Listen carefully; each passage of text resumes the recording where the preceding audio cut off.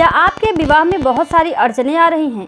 क्या जो भी लड़के आ रहे हैं या फिर लड़कियां आ रही हैं वो आपके मन को नहीं भा रहे हैं? तो आप बिल्कुल निश्चिंत हो जाइए, क्योंकि आप बिल्कुल सही जगह पर हैं। इस वीडियो में मैं आपको कुछ महत्वपूर्ण उपाय बताऊंगी जो आपको बड़े ही श्रद्धा और मन की शुद्धता से करना है। और यह उपाय करने से पहले आपको अपने मन में कोई भी बुरा ख्याल नहीं लाना है, क्योंकि आपको जैसे ये नहीं सोचना है कि ये पूरा होगा या नहीं होगा, मुझे अच्छे वर की प्राप्ति होगी या नहीं होगी। आपको निश्चिंत ये रखना है कि इस उपाय को करने से आपको निश्चित ही अच्छे वर की प्राप्ति होगी, और लड़का है तो अच्छे कन्या की प्राप्ति होगी। ठीक है, आपको ये अपने दिमाग में रखना है। और साथ ही आपको यह भी ध्यान रहे कि इस उपाय को गुप्त रखें, इसके बारे में किसी को भी ना बताएं, क्योंकि यही उपाय आप करेंगे। तो अगर यह उपाय आप किसी को कह देंगे तो यह उपाय आप पर काम नहीं करेगा।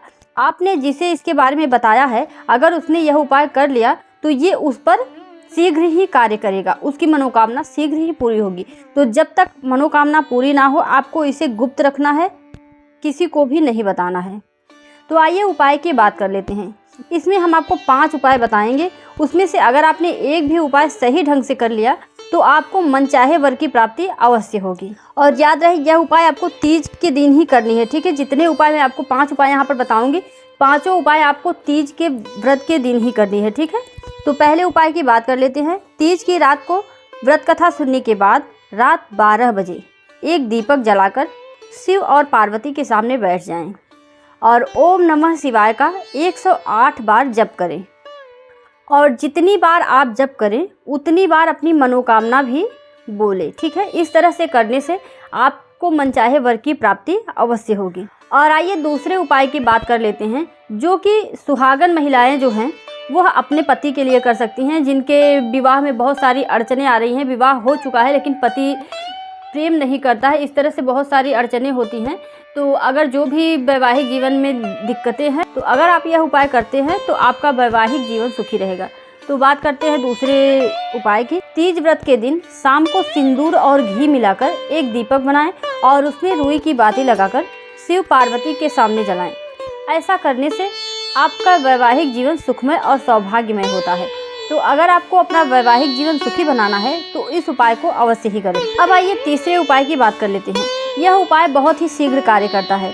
इसमें आपको क्या करना है, इसमें एक छोटी सी कन्या को घर पर बुलाकर सुहाग की सामग्री उसको पहनाना है, जैसे चूड़ी हुआ, बिंदी हुआ, मेहंदी हुआ, नेल पॉलिश हुआ, इस तरह से चुनरी आदि। ठीक है, और उन्हें भोजन भी कराएं और उनसे आशीर्वाद लें। यह उपाय शीघ्र आपका विवाह किसी अच्छे घराने में कराने का संबंध बनाता है। अब चौथे उपाय की बात करते हैं। आपको एक साफ बेलपत्र ले लेना है, उस पर हल्दी से अपना नाम या फिर मनचाहा वर या फिर अपनी इच्छित मनोकामना उस पर लिखें। फिर यह बेलपत्र शिवलिंग पर चढ़ाएं। ध्यान रहे, शिवलिंग पर, जहाँ मंदिर हो, जहाँ पर शिव स्थापित हुए हों, वहाँ पर यह बेलपत्र आपको चढ़ाना है। जब इस तरह से आप चढ़ाएंगे मंदिर में जाकर, तो शिव आपकी लिखी हुई मनोकामना को अवश्य ही पूरा करते हैं। यह उपाय बहुत ही कार्यरत है, यह उपाय करके देखें, अवश्य ही आपकी मनोकामना पूरी होगी। आइए 5वें उपाय की बात कर लेते हैं। यह उपाय बहुत ही कल्याणकारी है।